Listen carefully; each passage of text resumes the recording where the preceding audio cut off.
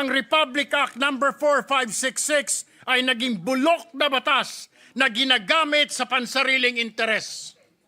It was meant to protect the public, Mr. President, but now it is protecting the pockets of the few. Kailangan marinig din po sila.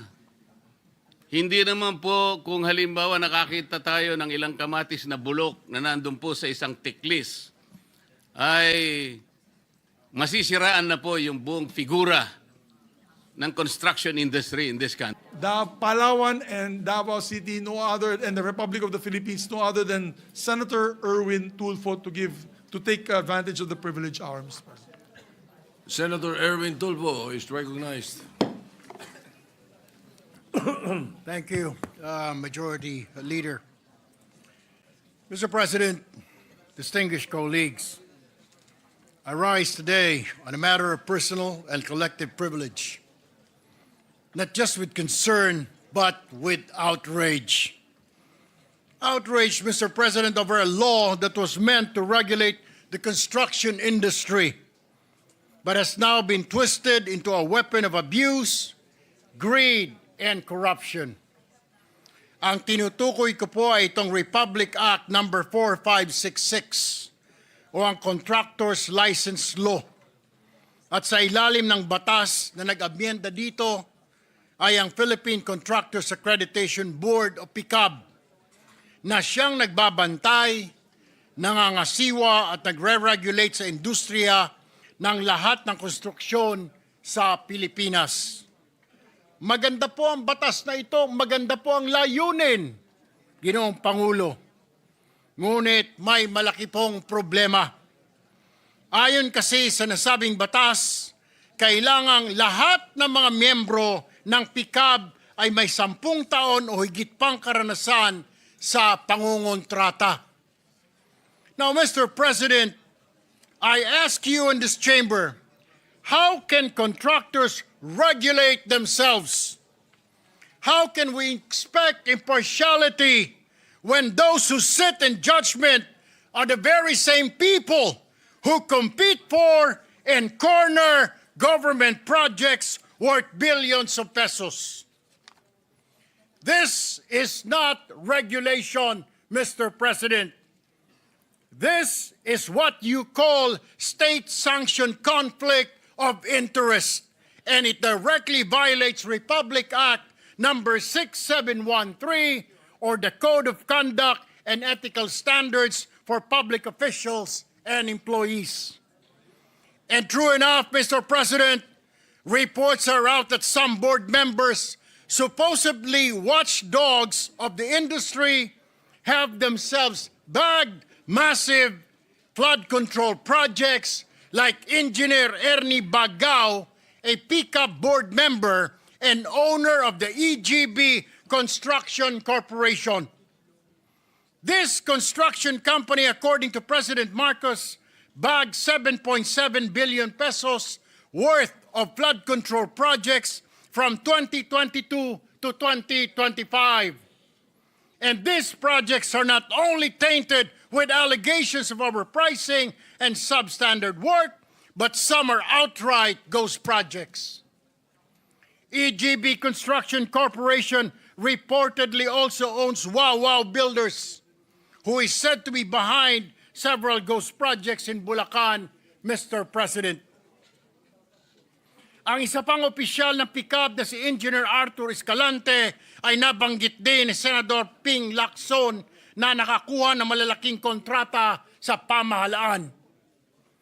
Tell me, Mr. President, paano magiging patas ang isang board o ahensya kung ang mga miyembro nito opisyales ay sumasali at nananalo sa bilyong-bilyong kontrata ng gobyerno, lalo na sa mga flood control projects na ngayon ay nalulubog sa kontrobersiya, anomalya at katiwalian. PCAB is silent because how can they investigate themselves? How can they police their own ranks when the law itself did not explicitly prohibit its officials to stop its construction business? Mr. President, let's stop sugarcoating. This is corruption in broad daylight. Mr. President, this cannot go on. We have to ask ourselves, should contractors still dominate PICAB? Should those who accredit and regulate be the same people who rake in government contracts?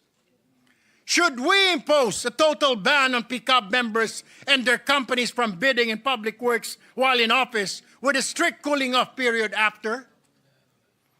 It is for this reason that I filed Senate Bill number 1373, or an act strengthening the contractor's license law, further amending for the purpose Republic Act number 4566 and for other purposes.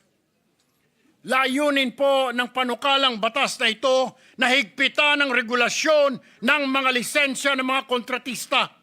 Sinisiguro din ito na ang miyembro ng PICAB ay madidiskwalipika kung siya ay may-ari o opisyal ng mga kumpanyang may transaksyon sa pamahalaan. Mr. President, the Filipino people deserve honesty, fairness in public works projects that truly serve their communities. Not this circus where regulators double as beneficiaries, where laws are exploited and where corruption festers under the guise of legality. Ang Republic Act number 4566 ay naging bulok na batas na ginagamit sa pansariling interes. It was meant to protect the public, Mr. President, but now it is protecting the pockets of the few. Mr. President, it is time to slam the brakes on this racket. No more thieves involved in the creation of our national budget. No more regulations or regulators doubling as profiteers.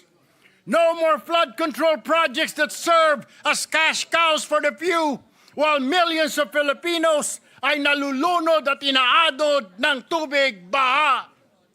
Enough is enough, Mr. President. We have to take action. Maraming salamat po at magandang hapon sa ating lahat.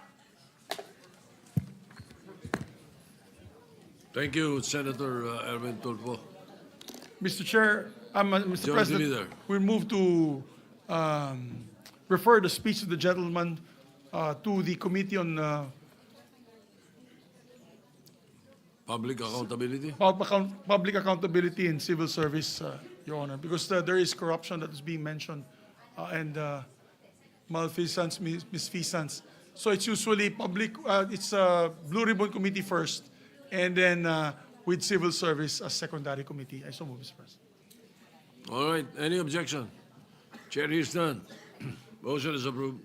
May we recognize, I'm sorry, the good gentleman from Isabela and the Republic of the Philippines wanted to make a manifestation on the topic of Senator Erwin Tulfo. May we also recognize him, Mr. President? Senator Rafi Tulfo is recognized. Thank you, Mr. President. I would like to associate myself with the privileged speech of Senator Erwin Tulfo. PCAB is currently at the center of investigations associated with either ghost or substandard government infrastructure projects. As the government institution tasked to strictly monitor licensed contractors, PCAB is in hot water as corruption, including under-the-table dealings, easily favors fly-by-night contractors and discourages honest contractors. PCAB, together with its parent agency, the Construction Industry Authority of the Philippines, or SIAP, should be made accountable with this mess. Hindi po sapat ang resignation ng ilang opisyal ng PCAB upang ayusin ang problemang ito. There should be major reforms to improve the licensing and accreditation process. I thank Senator Erwin for filing Senate Bill number 1373 to strengthen the contractor's license law, the law which requires all contractors, subcontractors, and especially contractors to obtain license from the PCAB. In line with this, Mr. President, is a gentleman from Palawan, Ilocos, and Davao willing to answer a few questions? Sure, Mr. President. But before You may proceed. yeah, because Ilocos, my father is from Ilocos, my mom is from Davao, and he has a residence in Palawan. So, is that correct, Mr. President? That's true, Mr. President. Okay, before my question, Mr. President, I just need to make some point here. During the last hearing sa Blue Ribbon, I called the attention of the leadership of PCAB. Nasabi ko dapat yung mga opisyalis na yon ay ma-issuean ng whole departure order, particularly these people. Number one, Dr. Pericles Dakay, Engineer Arthur Escalante, Engineer Ernie Bagao, Attorney Herbert Matienzo, Attorney Marco Matt and Doris Gacho. Ito po yung mga opisyalis ng PCAB para sa akin ay dapat maimbestigahan at kung kinakailangan ay makasuhan. Bakit kanyo, Mr. President, I found out na prior to May 12, 2022, ang sinisingil na para sa licensing fee ng mga contractor na nag-apply para maging contractor was 100 pesos. Again, 100 pesos.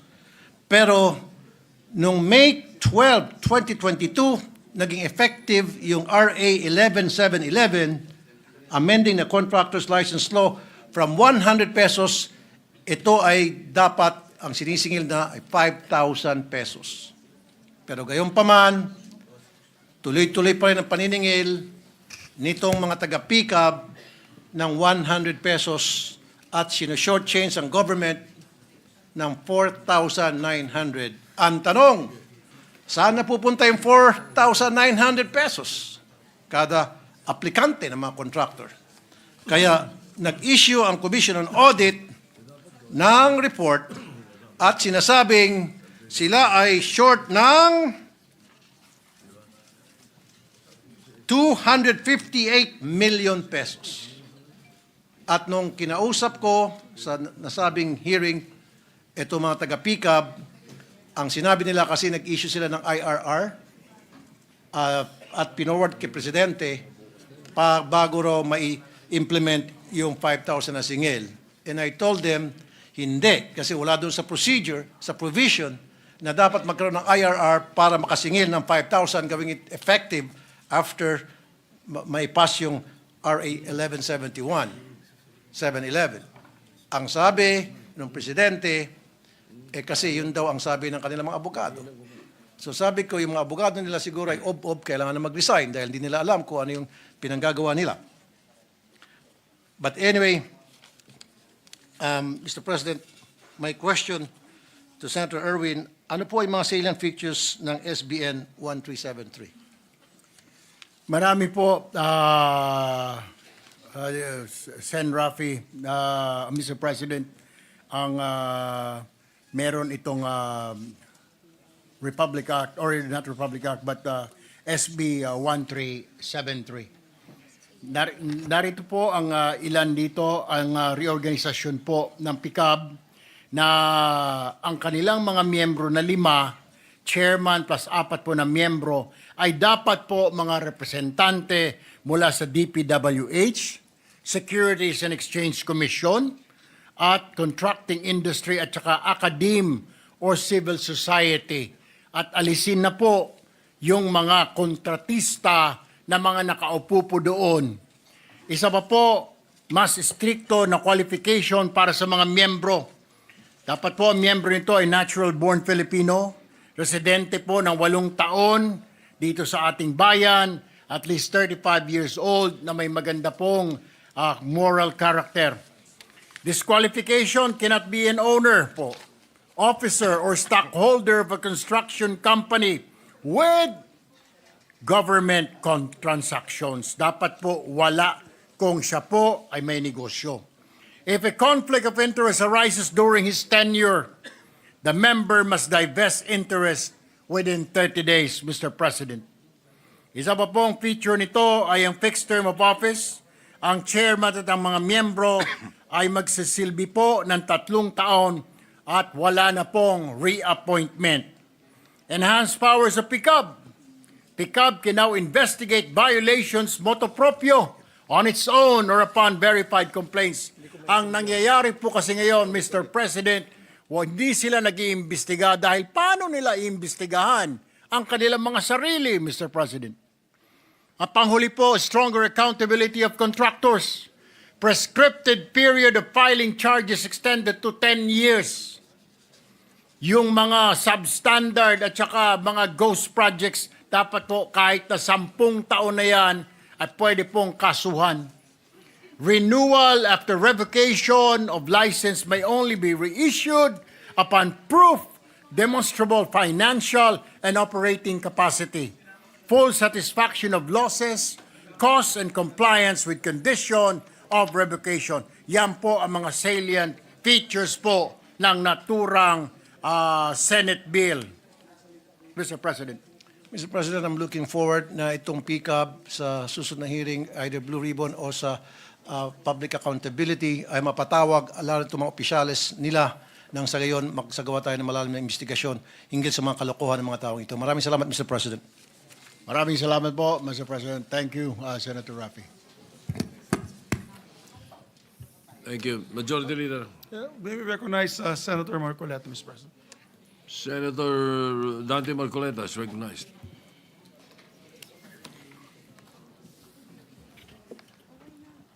Thank you, Mr. President. Is our colleague, Mr. President, still amenable for a few clarificatory questions by way of interpellation? Yes, Mr. President. Mr. President, is our honorable colleague aware of the fact that the 15 contractors identified by the President of the Philippines in his initial report about the anomalous corruption in the flood control projects are not even members of the Philippine Contractors Association? Mr. President, yung si Attorney Ernie Bagao na mention po na may-ari ng EGB Construction ay isa po doon sa top 15 na ayon po sa listahan ng Pangulo ay nakakuha po ng 7.7 billion pesos. Siya po ay board member ng PICAB, Mr. President. Mr. President, I think our good colleague didn't get the question. Mr. President, is our colleague aware of the fact that the 15 contractors identified in this anomalous flood control projects are not even members of the Philippine Contractors Association? We will have to check on that, Mr. President.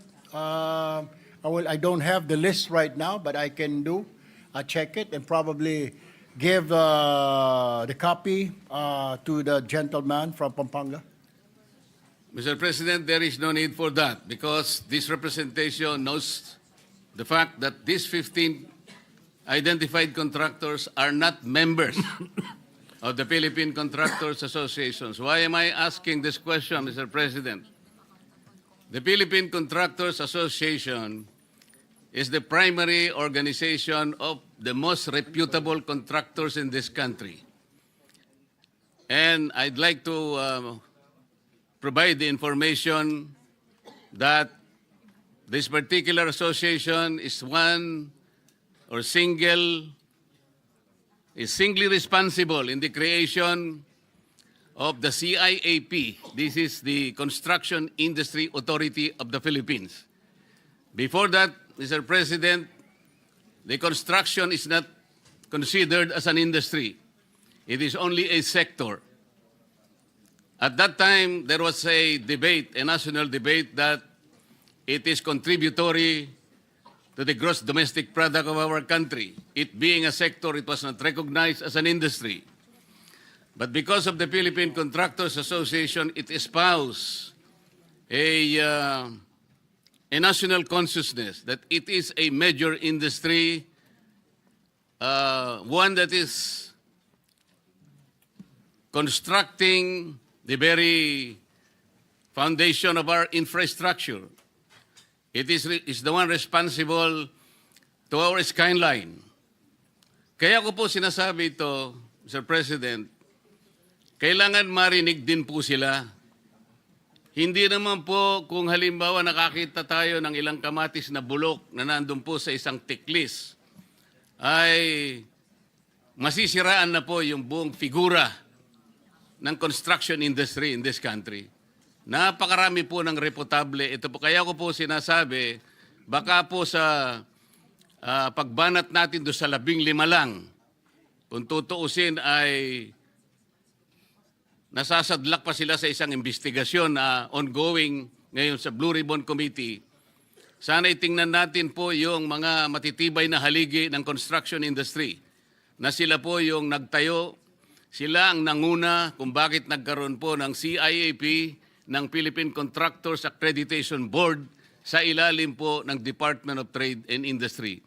Kaya ko po sinasabi ito, Mr. President, bago pa po ako naging congressman, ako po ay nagtrabaho sa isang federasyon ng mga contractors.